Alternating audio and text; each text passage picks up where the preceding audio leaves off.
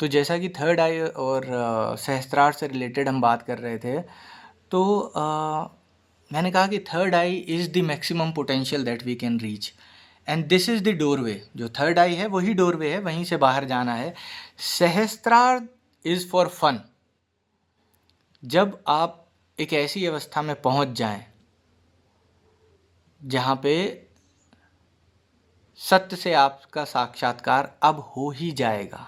अब आपने संपूर्ण, मैंने फिर से कह रहा हूँ, आप ऐसी अवस्था में पहुँच जाएंगे। पहले से ही मान के ना बैठ जाएं कि हाँ अब तो मैं पहुँच गया, ठीक है, मैंने परमात्मा को सर्वस्व समर्पित कर दिया। ऐसा नहीं होता है। आप एक्चुअली ऐसी स्टेज में पहुँचेंगे। मैं हमेशा कहता हूँ, दिमाग के क्रैश होने के बाद जब आप सारे सवालों के जवाब आपके भीतर से मिट जाएंगे, सारे सवाल ड्रॉप हो जाएंगे, तब आप ऑटोमेटिक एक ऐसी अवस्था में पहुंच जाएंगे जहां पर थर्ड आई का पीक अचीव हो चुका होगा। Now there is nothing more to know, you know everything, it just you are not everything, not yet. वो होगा, अभी नहीं हुआ है बट वो होगा, and you know it will happen. तो उस समय आप ये छोटे मोटे खिलवाड़ कर सकते हैं। आप बैठ के अपने सहस्त्रार्थ का ध्यान कर सकते हैं। बहुत सारे लोग हैं खेचरी मुद्रा लगाया करते थे, अभी भी कई लोग हैं खेचरी मुद्रा करते हैं, उस रस को पीने की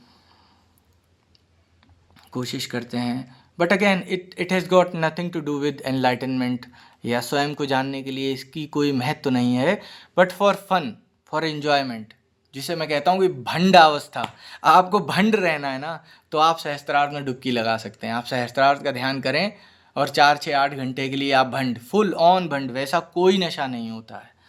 ये दारू शराब, ये शुरुआत में तो आपको समझ में भी नहीं आएगा सहस्त्रार्थ का किस टाइप का नशा है, ये हो क्या रहा है मुझे, क्योंकि it's totally different from what we experience in our lifetime. की जो भी हम अपनी ज़िंदगी में महसूस करते हैं उससे बहुत अलग होता है।